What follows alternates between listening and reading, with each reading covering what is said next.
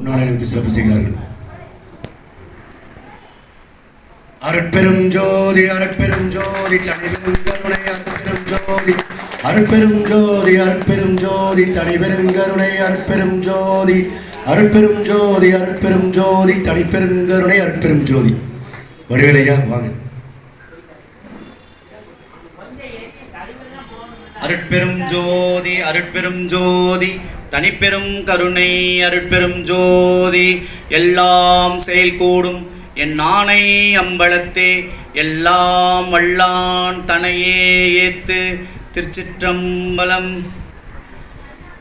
நான் இப்போ பார்த்தீங்கன்னா இந்த மேடையில் எனக்கு புதுசு. ஏன்னா என்னுடைய சாமி மூலியமாக தான் நான் இந்த விஷயத்தை செய்ய வந்திருக்கேன். ஃபஸ்ட்டு இந்த திரு அருட்பிரகாச வள்ளலாருடைய அறக்கட்டளை உடைய எதற்காக இந்த விஷயத்தை நாங்கள் செய்கிறோம் அப்படின்னு கேட்டிங்கன்னா, ரெண்டு விஷயம். எங்கள் சாமி சொல்லி கொடுத்தது ஜீவகாருண்யம் அப்படின்னா என்னன்னு கேட்டோம். ஜீவகாருண்யத்தை பற்றி சொன்னார். அதுக்கப்புறம் பசி ஆற்றுவித்தல் அப்படின்னு சொன்னார்.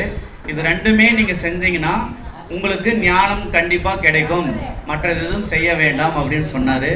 அந்த வழிகாட்டுதல் படி நாங்கள் அவருடைய எல்லா வார்த்தையும் கேட்டு இன்னைக்கு இந்த நிலைமைக்கு எனக்கு ஒரு தலைவர் என்ற ஒரு பட்டத்தை கொடுத்த என்னுடைய சாமிக்கு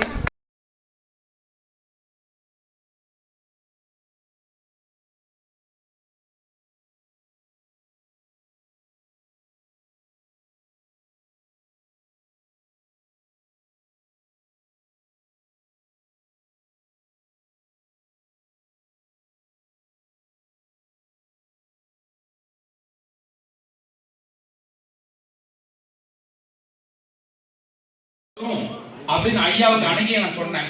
கணிச்சிட்டேன். வள்ளலார் பெருமான் தான் எனக்கு சொன்னார், இது கட்டாயமா நடக்கும், தர்மசாலியா நடக்கும் அப்படின்னு சொல்லி ஐயா தான் எனக்கெல்லாம். அப்பா வள்ளலார் பெருமான் தான் உணர்த்தினாரு. நான் டெய்லியுமே சொல்லுவேன் ஐயாவுக்கு, ஐயா ஊத்தாங்கரை வந்து பெரிய ஒரு நகரமா மாறப்போகுது, தர்மசாலியா அமைய போகுது. எல்லாம் ஜோதி செல்வம் ஐயாவுடைய கருணையாலும் வள்ளலாருடைய அன்பாலும் அவருடைய பாதத்தாலும் நடராஜ பெருமானுடைய அருளாலும் என்றென்றும் தினமும் மூலிகை கஞ்சி எப்படி கொடுக்குறாங்களோ அதே மாதிரி தினமும் அன்னதானம் நடக்கிறோம் அப்படின்னு நான் ஒரு ஆசைப்படுறேன். அது நடக்கும், கட்டாயமா நடந்தே தீரும்.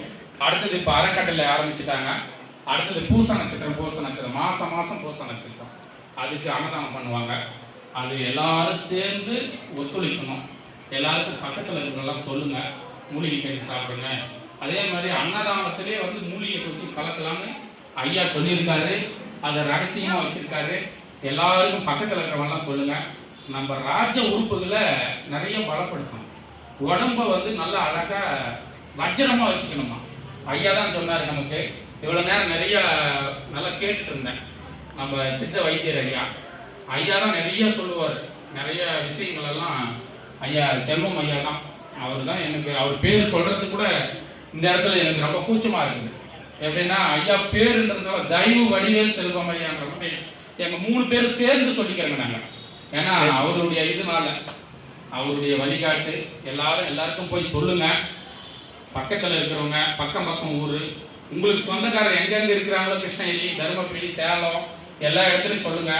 ஒரு டைம் வந்து குடிங்க மூலிகை கட்டினேன். நான் ஊத்தாங்கலேருந்து சொன்னேன், ஐயா நீங்க போய் ஊத்தாங்கல போய் குடிச்சிட்டு வாங்க மூலிகை கஞ்சின்னு. நான் கார் எடுத்துட்டு போயிட்டு 1000 ரூபாய் செலவு பண்ணி இதுல இருந்து கிருஷ்ணகிரிருந்து அனுப்பிச்சு விட்டேன்.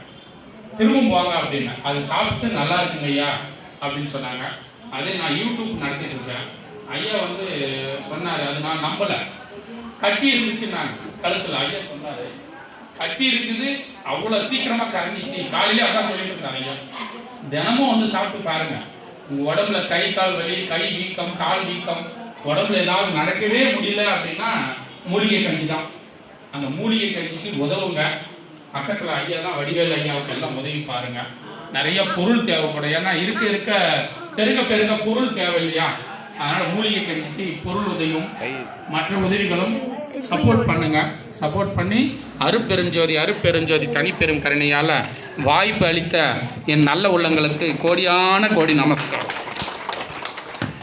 அடுத்தபடியாக இந்த அருட்பிரகாச அறக்கட்டளையின் முழுவதும் சைவத்தை கொண்டு வருவதற்காக பெரும்பாடுபட்டு கொண்டிருக்கிறார். இதை சொல்லிட்டு அப்புறம் ஐயா சொல்லுவார். என்ன சைவ வளர்வதற்காக தன்னுடைய முழு அர்ப்பணிப்பு ஐயா ஐயா கருணாசன் மௌனசாமி. கருணா சித்தர்ப்பா. ஆமாம், சிவானந்த கருணாசன். இன்னும் நான் போடு. ஐயா வந்து எங்க இருக்கிறாருங்க சாமி? ஐயா வந்து கிருஷ்ணகிரியில் இருக்கிறாரு. அவர் காவி அணிந்த ஐயா. நல்லா கேளுங்க. நம்ம சைவத்தை வந்து சைவ சமயத்தை உலகம்லாம் கொண்டு போயிருக்கிறாரு. அது மட்டுமல்ல, சிதிலமடைந்த ஆலயங்களை தேர்ந்தெடுத்து செப்பனிட்டு அதுக்கு வந்து அருள் கொடுத்து வர்ணம் தீட்டி அந்த ஊர் மக்களை சுவிச்சம் பெற வேண்டும் என்று சொல்லி 4 பெருமக்கள் போல் அப்பர், சுந்தர், மாணிக்கவாசகர், திருநாவுக்கரசர் 4 பெருமக்கள் போல் 5வதாக அப்பராக அவதரிக்கக்கூடிய கருணாசாமியை உளமாற நெஞ்சார கைதட்டி வாழ்த்துங்கள்.